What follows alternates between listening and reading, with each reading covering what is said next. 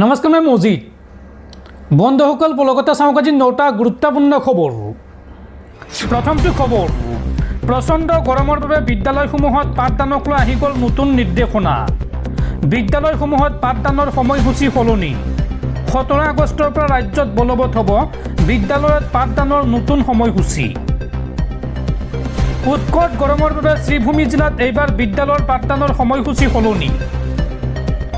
সকলো চৰকাৰী প্ৰাধিকৃত আৰু বেচৰকাৰী বিদ্যালয়ৰ সময়সূচী সলনি কৰা হৈছে। 17 আগষ্টৰ পৰা বলবৎ হ'ব পাঠদানৰ নতুন সময়সূচী।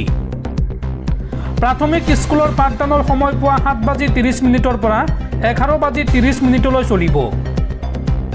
মাধ্যমিক বিদ্যালয়ৰ পাঠদানৰ সময় পুৱা 7:30 পৰা 12 বজালৈ। হাইস্কুল আৰু ছিনিয়ৰ ছেকেণ্ডাৰী শ্ৰেণীৰ পাঠদানৰ সময় পুৱা 7:30 পৰা 12:30 আৰু এই সন্দৰ্ভত জাৰি কৰা হৈছে কেইবাটাও নিৰ্দেশনা। কি নিৰ্দেশনা জাৰি কৰা হৈছে চাওঁ আহক। 1 নম্বৰ, ৰ'দত প্ৰাৰ্থনা সভা কৰিব নোৱাৰিব শিক্ষাৰ্থীসকলে। শ্ৰেণীকোঠাৰ ভিতৰত বা ছাঁ থকা অৰ্থাৎ গছৰ তলতহে প্ৰাৰ্থনা পাতিব লাগিব।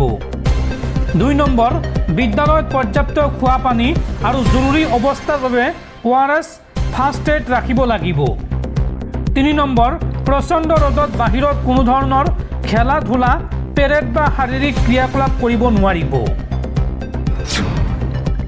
পৰৱৰ্তী খবৰ, E20 পেট্ৰল গাড়ীৰ বাবে অত্যন্ত বিপদজনক। এই সন্দৰ্ভত টাটা মটৰ্ছ, মাৰুতি চুজুকি আৰু মহিন্দ্ৰাৰ ইমেইল ৰাজহুৱা। 26 জুলাইত মাৰুতি চুজুকিৰ জ্যেষ্ঠ বিষয়া অনুপ ভাটে পেট্ৰলিয়াম মন্ত্ৰণালয়ক E20ৰ ক্ষতিকাৰক দিশটোৰ কথা অৱগত কৰা বুলি প্ৰকাশ পাইছে। E20ত ক্লৰাইডৰ উপস্থিতি গাড়ীৰ ইঞ্জিনৰ বাবে বেয়া। 3টাকৈ প্ৰখ্যাত অটোমোবাইল খণ্ডই E20 পেট্ৰলক লৈ অসন্তুষ্টি ব্যক্ত কৰাৰ খবৰ ৰাজহুৱা হোৱাৰ পাছত কেন্দ্ৰীয় চৰকাৰৰ ভূমিকা এতিয়া লক্ষণীয় হ'ব।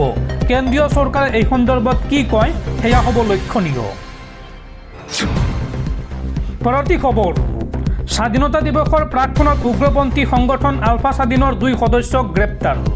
তেজপুৰত গ্ৰেপ্তাৰ কৰা হৈছে উগ্ৰপন্থী সংগঠন আলফা স্বাধীনৰ এই 2 সদস্যক। আৰক্ষীৰ জালত নমিনী দাস আৰু চুইটি দাস।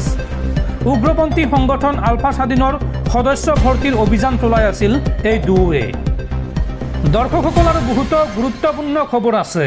তাৰ আগতে আপোনাক জনাওঁ যে যদি আপুনি এতিয়ালৈকে এইটো ভিডিঅ'ত লাইক কৰা নাই তেন্তে এতিয়াই ভিডিঅ'টোত লাইক কৰি দিয়ক।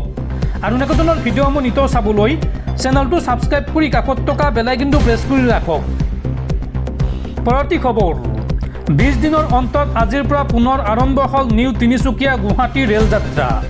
বিধ্বংসী বানে তছনছ কৰিছিল এই ৰেলপথটো, যাৰ পৰিপ্ৰেক্ষিতত বিগত 20 দিন ধৰি বন্ধ হৈ আছিল নিউ তিনিচুকীয়া গুৱাহাটী ৰেল যাত্ৰা। আৰু বিগত 20 দিনৰ অন্তত আজিৰ পৰা পুনৰ আৰম্ভ হৈছে এই ৰেল সেৱা। পৰৱৰ্তী খবৰ, অৰুণোদয় আঁচনি অসম চৰকাৰৰ আঁচনি নে বিজেপিৰ আঁচনি?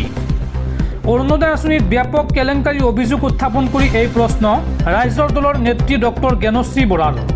জ্ঞানশ্ৰী বৰাই এই সন্দৰ্ভত কয় যে ময়ো পাগল মানুহ, চাকৰি বাকৰি এৰি আহিছোঁ। ৰূপজ্যোতি কুৰ্মীয়ে চিনি পোৱা নাই কাৰ পাল্লাত পৰিছে। অৰুণোদয়ৰ নামত ৰাজনীতি হ'লে 30,000 মহিলা জিলায়ুক্তৰ কাৰ্যালয়ত বহি থাকিম। এই হুংকাৰ ডক্টৰ জ্ঞানশ্ৰী বৰাৰ। পৰৱৰ্তী খবৰ, সীমান্তবাসীৰ সুৰক্ষাৰ বাবে তেওঁলোকৰ হাতত অস্ত্ৰ তুলি দিব লাগে। অসম অৰুণাচল সীমান্তৰ উত্তপ্ত পৰিস্থিতিক লৈ এই মন্তব্য বীৰ লাচি থানাৰ নেতা শৃংখল চলিহাৰ। পৰৱৰ্তী খবৰ, বান বিধ্বস্ত উজনি অসমলৈ 25 কোটি টকাৰ আৰ্থিক সাহায্য ONGCৰ। মুখ্যমন্ত্ৰীৰ সাহায্য পুঁজিলৈ আগবঢ়ালে 5 কোটি টকাৰ চেক। আৰু 700ৰো অধিক বিদ্যালয়ৰ পুনৰ নিৰ্মাণৰ বাবে আগবঢ়াব 20 কোটি টকা। প্ৰতিখন বিদ্যালয়লৈ আগবঢ়াব 3 লাখকৈ টকা। পৰৱৰ্তী খবৰ, স্বাধীনতা দিৱসৰ প্ৰাকক্ষণত ৰূপহীহাট আৰক্ষীৰ সফলতা। আৰক্ষীৰ অভিযানত জব্দ পিষ্টলসহ 3 জাই সজীৱ গুলী।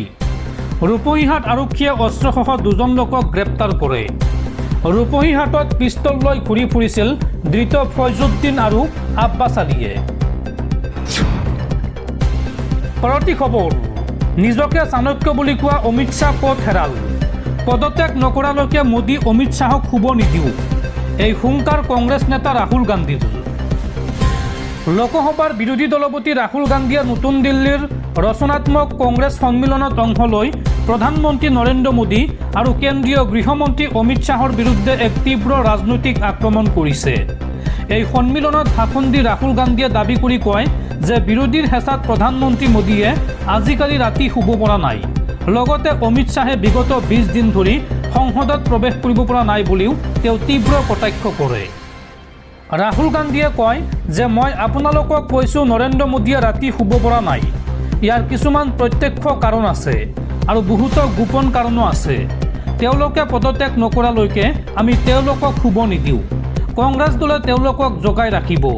গৃহমন্ত্ৰী অমিত শ্বাহক লক্ষ্য কৰি বিৰোধী দলপতিগৰাকীয়ে কয় যে আপোনালোকে দেখিছিল যে অমিত শ্বাহক তথাকথিত চাণক্য আৰু চৰ্দাৰ পেটেল বুলি কোৱা হৈছিল।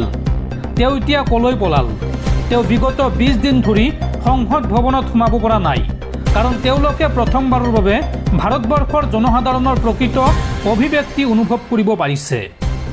ৰাহুল গান্ধীয়ে লগতে উল্লেখ কৰে যে RSS বা বিজেপিয়ে নিজৰ যি ব্যৱস্থা জাপি দিব খুজিছে তাক দেশৰ জনসাধাৰণে ভাঙি পেলাব ধৰিছে। শেহতীয়াকৈ দেশত চলি থকা ছাত্ৰ আন্দোলন আৰু যন্তৰ মন্তৰৰ প্ৰতিবাদৰ প্ৰসংগ টানি আনি ৰাহুল গান্ধীয়ে কয় যে কেন্দ্ৰীয় ব্যৱস্থাই ঠিকমতে কাম কৰা নাই। চৰকাৰে ছাত্ৰ ছাত্ৰী আৰু ভুক্তভোগীৰ কণ্ঠ শুনাৰ পৰিৱৰ্তে নিজৰ নিৰ্দেশ জাপি দিব বিচাৰে। অমিত শ্বাহৰ সংসদত অনুপস্থিতি আৰু নিমাত হৈ থকা কাৰ্যই তেওঁৰ অপৰাধ স্বীকাৰ কৰা বুলি তেওঁ অভিহিত কৰে। ৰাহুল গান্ধীয়ে আৰু কয় যে যদি কেতিয়াবা দেশত RSSৰ কণ্ঠ ৰোধ কৰাৰ চেষ্টা কৰা হয় তেন্তে তেওঁ তাৰো বিৰোধিতা কৰিব, কাৰণ গণতন্ত্ৰত সকলোৰে মত প্ৰকাশৰ স্বাধীনতা আছে। কিন্তু তেওঁ অভিযোগ কৰে যে মোদী চৰকাৰে দেশৰ ক্ষুদ্ৰ ব্যৱসায়ী আৰু অৰ্থনীতি ধ্বংস কৰিছে।